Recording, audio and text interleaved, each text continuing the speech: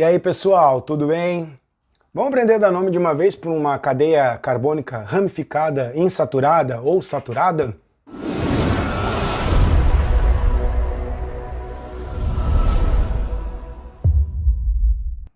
Vamos aprender a dar um nome então para uma cadeia?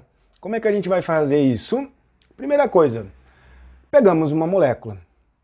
Cadeia aberta, tem ligação dupla ou tripla? Não tem. Então a cadeia ela é saturada, não contém saturação.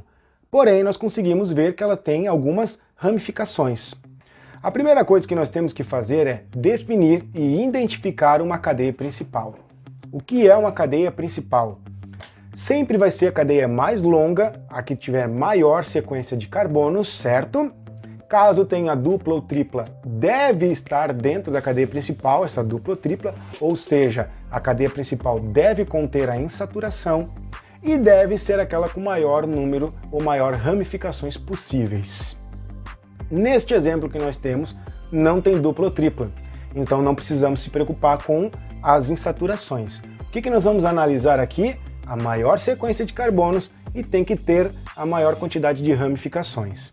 Então a primeira coisa que alguém poderia fazer e procurar aqui numa cadeia era analisar. A maioria vai olhar aqui, que está aprendendo, vai pegar a cadeia que pega a reta aqui, ó. Essa seria a cadeia principal? Essa é a cadeia principal? Não. Nesta cadeia nós temos um total de 1, 2, 3, 4, 5, 6, 7, 8 átomos de carbono. Esta não é a cadeia principal. Ela poderia, por exemplo, ao invés de reta, ela poderia descer aqui, ó. Neste exemplo que eu fiz agora, nós teríamos um total de 8 carbonos também. Mas a cadeia principal, nós temos outra possibilidade aí, ó. Qual a possibilidade que nós temos aqui para esta cadeia? Esta é a cadeia principal. Neste exemplo agora, nós pegamos 9 carbonos como estando na cadeia principal. Ô Rodrigo, ao invés de continuar reto aqui nessa estrutura, poderia descer? Poderia, mas vai continuar com 9. Seria a mesma nomenclatura, é o mesmo composto. Lembre-se que na tetravalência, essas 4 ligações elas são equivalentes. Então esse composto poderia estar rotacionando essas ligações simples. E outra, poderíamos pensar que se fosse descer aqui, ó, por exemplo, teríamos mais 1, 2 carbonos. Continuando, tem mais 1, 2 carbonos. Então, tanto faz se a cadeia que você for pegar era a reta ou a descendo, dá no mesmo. Segundo passo, uma vez que nós identificamos a cadeia principal, qual é o próximo passo? Identificar as ramificações. E nós vamos considerar estas ramificações como radicais orgânicos, para a questão de nomenclatura. Então, por exemplo, quais são as ramificações que nós temos ali? Temos um total de 3 ramificações. São aquelas ali. Como que nós daríamos nome para essas ramificações? Bom, um único carbono, nós vamos chamar esta daqui de metil. Ali embaixo, olha só, neste carbono daqui, ó, nós temos um radical idêntico ao de cima ligado. Nós temos mais uma metila, ou mais um metil ali ligado. E em azul, a ramificação de baixo, nós chamamos de etil. Então nós acabamos de identificar os radicais orgânicos e nomeamos. Segundo passo, nós devemos numerar a cadeia carbônica. Vamos dizer que algum daqueles carbonos é o 1, o 2, o 3, até o total de carbonos que a cadeia principal tem. Neste exemplo, então, temos 9 carbonos. Mas por onde que nós devemos começar a contar? O carbono 1 sempre vai ser aquele carbono mais próximo do grupo funcional. Nesse caso é um hidrocarboneto. Vamos para o próximo passo. O carbono 1, então, é aquele sempre mais próximo da insaturação, da dupla ou tripla. Não tem dupla ou tripla aqui. Vamos ao próximo passo. O carbono 1 sempre vai ser aquele mais próximo do radical. Então, por exemplo, se nós começarmos a contar da esquerda para a direita, este vai ser o carbono 1, nós vamos ter o carbono 2, aqui na sequência um carbono 3, um carbono 4, um carbono 5, 6, o 7, o 8 e o 9. E se nós começássemos, ou se tivéssemos começado a contar pelo lado direito e não pelo lado esquerdo, quem seria o carbono 1? O que eu acabei de chamar de 9. Então, se eu começasse a contar por aqui, nós teríamos o carbono 1, o carbono 2, o carbono 3, o carbono 4, o carbono 5, o carbono 6, 7, o carbono 8 e o carbono 9. Bom, a contagem da esquerda para a direita em roxo, a primeira ramificação aparece no carbono 3. A contagem da direita para a esquerda em verde, a primeira ramificação também acontece no carbono 3. Ou seja, por qualquer um dos dois lados, neste exemplo, nós temos uma ramificação no carbono 3. Agora eu tenho que analisar o seguinte, a outra ramificação, aonde que está? Em verde, da direita para a esquerda, nós temos a ramificação primeiro aparecendo no carbono 3 e depois nós temos a ramificação aparecendo no carbono 4. Em roxo, se nós fôssemos... E depois a outra ramificação aparece lá no carbono 7. Em roxo, se nós estivéssemos contando da esquerda para a direita, a primeira ramificação aparece no carbono 3, a segunda ramificação aparece no carbono 6 e a terceira ramificação vai aparecer no carbono 7. Vocês entenderam o que eu numerei ali? Nós sempre vamos pegar os índices com os menores coeficientes. Neste caso, é em verde. Então a contagem correta é em verde. Por quê? Porque olha só, aparece no 4 e aqui no 7, no 6. Os menores coeficientes estão na contagem em verde. Então neste exemplo não é o 7. Alguns professores pedem ou explicam que poderia somar. Se nós somássemos 7 mais 3 mais 6, nós teríamos aqui um total de 16. E se nós somássemos índices em verde, nós teríamos 7 mais 3 mais 4, 14. Somatória dos menores índices vai ter que ser sempre menor. Uma outra analogia, uma outra tática é você somar, se você tem dúvida. Mas lembrem-se, sempre porque nós pegamos neste exemplo, da esquerda para a direita no 3, da direita para a esquerda aparecer no 3. Então a gente usou essa tática. Numeramos a cadeia, ou seja, para não confundir eu vou apagar, a contagem correta é a contagem em verde e não é em roxo. Beleza. Próximo passo, como é que nós vamos fazer agora? Nós vamos citar os radicais em cada uma das posições em que ele se encontra, ou melhor, os radicais, as ramificações nós vamos citar como radicais em cada uma das posições, certo? E vamos nomear a cadeia principal. Aqui, a nomenclatura no Brasil, ela é indicada por ordem alfabética. Então, por exemplo, E de etil vem primeiro que M de metil. Então, nós vamos, se for levar em consideração a ordem alfabética, nós vamos falar então que lá no carbono 3, nós temos um etil ligado. Correto? O que mais que nós temos? No carbono 4 nós temos uma metila e no carbono 7 nós temos uma metila. Você poderia falar 4-metil, 7-metil, ou condensar isso daí e falar, por exemplo, 4,7 dimetil. O que os alunos sempre perguntam? Ô Rodrigo, tem que falar a preposição di aqui? Tens. Porque quando você fala di, você está falando que tem 2 metil. Um está no carbono 7, o outro está no carbono 4. Você tem que indicar. Porque senão você teria falado que era 4-metil, 7-metil. Você tem que indicar. Não tem mais ramificações, agora nós vamos dar a nomenclatura para a cadeia principal. Cadeia principal, 9 carbonos, então nós vamos falar non. Cadeia principal, ligações simples, então an. E termina em o. O nome desse composto fica 3-etil, 4,7 dimetil, nonano. Lembra que eu comentei que no Brasil nós recomendamos por ordem alfabética? Pode ser, e fora, a recomendação é de acordo com complexidade. O radical mais simples sempre tem preferência. Então, por exemplo, não estaria errado você falar 4,7 de metil, 3 etil, nonano. Esse nome não está errado. Você simplesmente falou invertido os radicais por ordem alfabética. Você falou aqui dando preferência por o mais simples, o menor. Não está errado. O que estaria errado era você ter feito a contagem errada e indicando as posições, ou ao invés de chamar de etil, falar propil. Os dois nomes são válidos. Às vezes há controvérsias e algumas pessoas comentam que um é o oficial, o outro é o IUPAC. Nenhum vestibular vai te dizer o seguinte: dado a cadeia carbônica, o nome correto é A, o nome correto é B, C e assim por diante, e fazer isso daqui dizendo que os dois nomes estão corretos. É simplesmente uma ordem de prioridade. Num você colocou em ordem alfabética, no outro de complexidade, mas você não indicou as posições erradas, você não indicou o radical errado e muito menos a cadeia principal.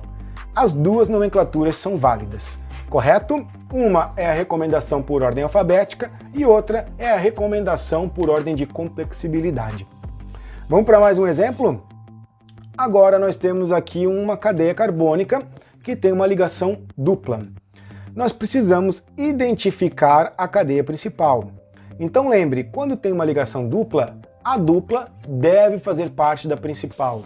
Como que eu faço para dar nome para um composto como esse? Primeira coisa, se a dupla tem que fazer parte da cadeia principal, eu já vou destacar que aqui, ó, isso faz parte da ligação da cadeia principal.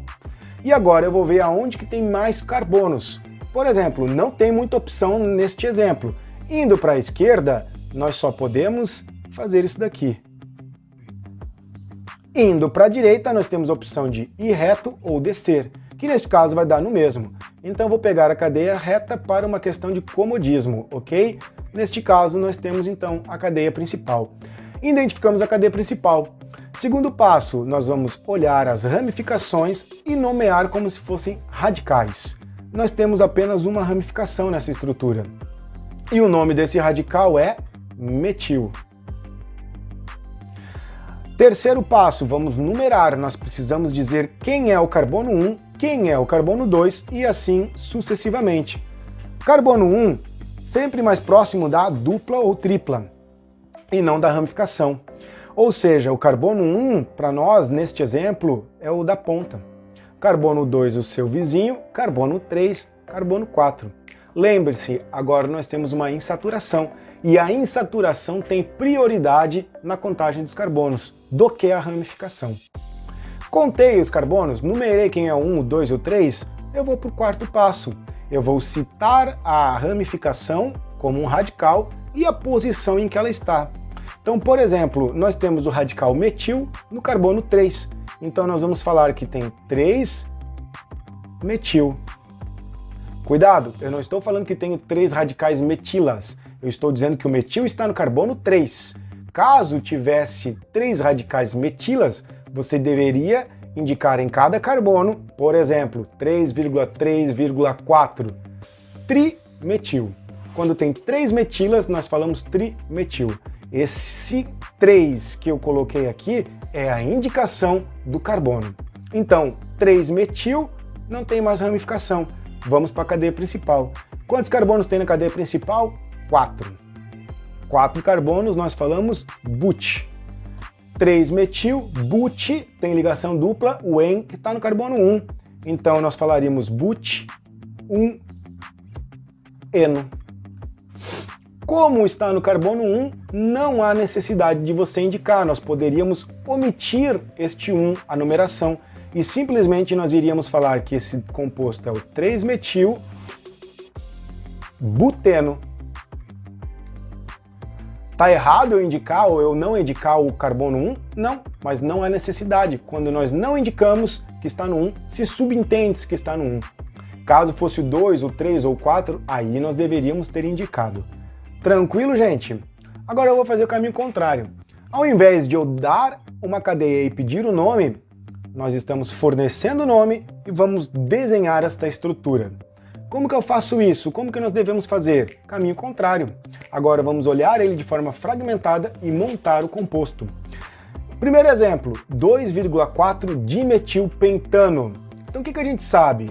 Di significa que nós temos 2 metilas nesse composto, das quais uma está no carbono 4 e a outra está no carbono 2. Mas a cadeia principal é composta por 5 carbonos, pente, as ligações são simples, an, e termina em O, é um hidrocarboneto. Então a primeira coisa que eu vou fazer é desenhar a cadeia principal, que eu sei que tem 5 carbonos e é composta de ligações do tipo simples. Então vou fazer ali o primeiro carbono, o segundo, o terceiro, o quarto e o quinto. Eu sei que essa estrutura tem todas as ligações do tipo simples. Então eu acabei de fazer o carbono, a minha cadeia principal da minha estrutura. Pentano. Só que ele está dizendo que no carbono 2 e no 4 nós temos o dimetil, nós temos uma metila. Para uma questão de comodidade, eu vou seguir a contagem na sequência. Então, o meu carbono da ponta esquerda, eu vou dizer que é o carbono 1, o carbono 2, o 3, o 4 e o 5, apenas por uma questão de comodidade. E agora, simplesmente, eu coloco os radicais que eu tenho ali. Metil é um radical com um único carbono. Um deles está no carbono 2, o outro está no carbono 4. Acabou. E o resto, o que eu faço? Se for uma questão aberta, não deixe assim. Complete com os hidrogênios. Complete com os hidrogênios. Ou, como eu faço, quando é muito complexo, eu faço isso, mas eu não represento esta cadeia na prova ou na questão. Como que eu faço então? Eu simplesmente transformo agora para a fórmula condensada. Então nós temos ali na ponta um CH3 ligado num CH, que é o carbono 2, que para baixo tem um CH3. Ao lado, CH2. Ao lado, CH, para baixo, o CH3, e lá para a direita, mais um CH3. Então eu acabei de fazer a fórmula condensada do 2,4 dimetilpentano. Conforme você vai praticando, você vai ver que nem vai mais fazer a fórmula estrutural, vai direto para a fórmula condensando. Você vai ver que é mais fácil para a fórmula condensada. 4,4 dietil 2-metil hexa-2-eno. Complicou agora, hein? O nome desse daí já até deixa o cara meio complicado aqui, mas não é difícil. Vamos lá, cadeia principal, 6 carbonos, hexa. E ele está indicando que lá no carbono 2 nós temos alguma coisa no carbono 2. O que tem no carbono 2? O en, que é a ligação dupla. Então, primeira coisa, o que eu vou fazer nesta estrutura? Os 6 carbonos e já vou adicionar no carbono 2 uma ligação dupla. Então eu vou dizer que este daqui é o carbono 1, carbono 2, ligação dupla, olha lá, ó. Carbono 3, carbono 4, carbono 5, carbono 6. Acabei de fazer a cadeia principal. Eu sei que carbono faz 4 ligações, então vou completar esses carbonos com as ligações que estão faltando. Depois eu transformo para condensada, ou até mesmo para linhas. O que mais que ele nos indicou então? Acabamos de fazer a cadeia principal, agora ele está nos dizendo que no carbono 2 nós temos o carbono 2, olha só, ele está nos dizendo que é um metil, então aqui tem um metil. Em vermelho, eu vou fazer aqui no carbono 4 e no 4 dietil. Nós temos 2 etilas. Um está no 4 e o outro também está no 4. Então, uma etila está aqui, ó, CH2, CH3, e a outra está aqui, ó, CH2, CH3. Agora eu vou simplesmente organizar isso e deixar essa estrutura um pouco mais bonitinha. O que nós temos então? Lá na ponta um CH3 ligado num carbono, para baixo um CH3 que tem uma ligação dupla com um CH, que seria o carbono 3. Agora o carbono 4, que tem uma etila e mais uma etila. Para cima, a outra etila faltante. E aí termina com mais um CH2 e mais um CH3. Como eu falei, conforme você vai praticando, é capaz de você já fizer direto a cadeia condensada e não precisar passar por estruturas. Conseguiram entender? Muito difícil? Deixe seus comentários aqui. Se não entendeu algum ponto, me avise. Muito obrigado pela sua atenção e um abraço.